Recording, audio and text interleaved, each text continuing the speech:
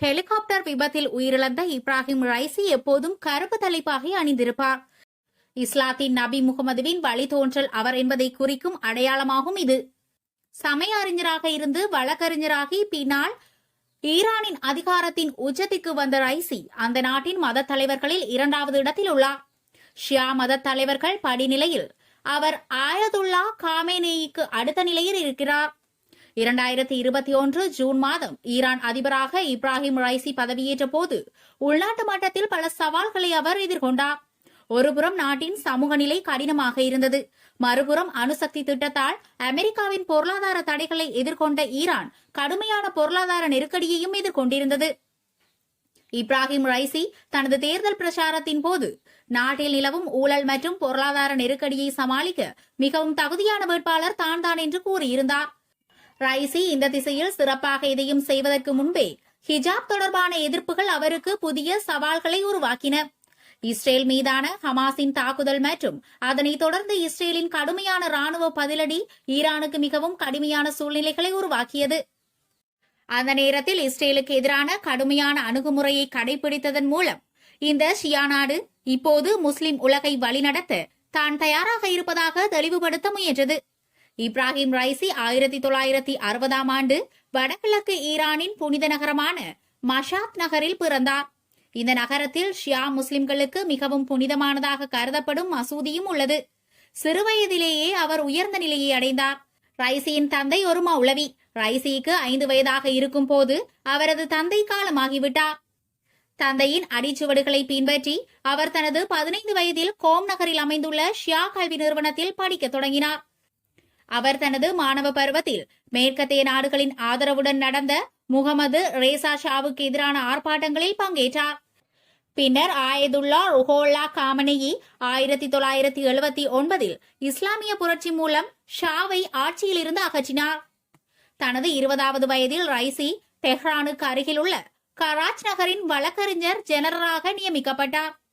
Raisi 1989 மற்றும் 1994 இடையில் டெஹ்ரானின் வக்கீல் ஜெனரலாக இருந்தார். பின்னர் 2004ஆம் ஆண்டு அடுத்த 10 ஆண்டுகளுக்குள் நீதித்துறை ஆணையத்தின் துணைத் தலைவராக இருந்தார். 2014ஆம் ஆண்டு ஈரானின் அரசு வழக்கறிஞர் ஆனார். ஈரானிய நீதித்துறையின் தலைவராக இருந்த ரைசியின் அரசியல் கருத்துக்கள் அதிக அடிப்படைவாத சிந்தனைகள் நிறைந்ததாக கருதப்படுகின்றன. அவர் ஈரானின் அடிப்படைவாத தலைவரும் நாட்டின் உச்ச மத தலைவருமான ஆயதுல்லா அலி காமனேயிக்கு நெருக்கமானவராக கருதப்படுகிறார். 2021 ஜூன் மாதம் தாராளவாத ஹசன் ருஹானிக்கு பதிலாக ஈரான் இஸ்லாமிய குடியரசின் அதிபராக ரைசி தேர்ந்தெடுக்கப்பட்டார். தேர்தல் பிரச்சாரத்தின் போது ரைசி முன்னைய ரூஹானின் ஆட்சியின் போது நிகழ்ந்த ஊழல் மற்றும் பொருளாதார நெருக்கடியை சமாளிப்பதற்கான சிறந்த தேர்வாக தன்னை முன்னிறுத்திக் கொண்டார். ஷியா பாரம்பரியத்தின்படி முகமது நபியின் வழித்தோன்றல் என்பதை குறிக்க இப்ராஹிம் ரைசி எப்போதும் கருப்பு தலைப்பாகை அணிந்திருப்பார். அவருக்கு ஹிஜாதுல் இஸ்லாம், அதாவது இஸ்லாத்தின் ஞானி என்ற பட்டமும் வழங்கப்பட்டது. இஸ்லாமிய புரட்சிக்கு பிறகு அவர் நீதித்துறையில் பணியாற்ற தொடங்கினார். பல நகரங்களில் அவர் வழக்கறிஞராக பணியாற்றினார். இந்த நேரத்தில் அவர் ஈரானிய குடியரசை நிறுவியவரும் 1981இல் ஈரானின் அதிபருமான ஆயதுல்லா ருஹோல்லா காமெனியிடம் பயிற்சி பெற்றார். ரைசிக்கு 25 வயதாக இருக்கும் போது அவர் துணை அரசு வழக்கறிஞராக பணியாற்றினார். பின்னர் அவர் நீதிபதியானார். 1988இல் உருவாக்கப்பட்ட மரணக்குழு என்று அழைக்கப்படும் புலனாய்வு நீதிமன்றங்களில் ரைசி சேர்ந்தார். ஏற்கனவே அரசியல் நடவடிக்கைகளுக்காக சிறை தண்டனை அனுபவித்து வந்த ஆயிரக்கணக்கான அரசியல் கைதிகளை இந்த நீதிமன்றங்கள் மீண்டும் விசாரணை செய்தன. இந்த அரசியல் கைதிகளில் பெரும்பாலானோர் ஈரானில் உள்ள இடதுசாரி மற்றும் எதிர்க்கட்சியான முஜாஹிதீன் இ கல்கா அல்லது ஈரானின் மக்கள் முஜாஹிதீன் அமைப்பில் உறுப்பினர்களாக இருந்தனர்.